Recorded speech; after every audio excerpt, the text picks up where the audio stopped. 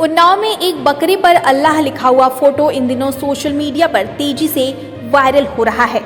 वहीं अगले महीने ही बकरीद ईद उल अजहा का त्यौहार भी आने वाला है। ऐसे में उन्नाव के हसनगंज के मोहिउद्दीनपुर गांव का एक बकरा खूब सुर्खियां बटोर रहा है।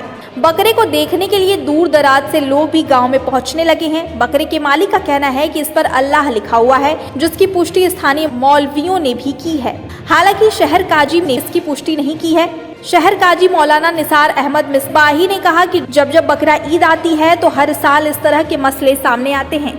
कहीं अल्लाह लिखा हुआ है तो कहीं मोहम्मद लिखा हुआ होता है, लेकिन ऐसा कुछ नहीं होता है। ये कुदरते इलाही की तरफ से कुछ लकीरें होती हैं, जिसकी वजह से जिनके पास बकरी या बकरे होते हैं वो कहते हैं कि अल्लाह है, मोहम्मद है।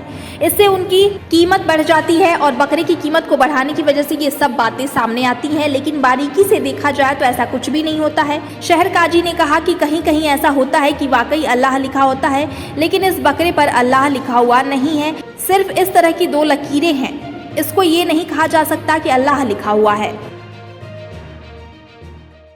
जब बकरीद आती है हर साल इस तरह के मसाइल आते हैं। कहीं अल्लाह लिखा हुआ है, कहीं मोहम्मद लिखा हुआ है, और इस तरह के मसले हम लोग के पास आते हैं।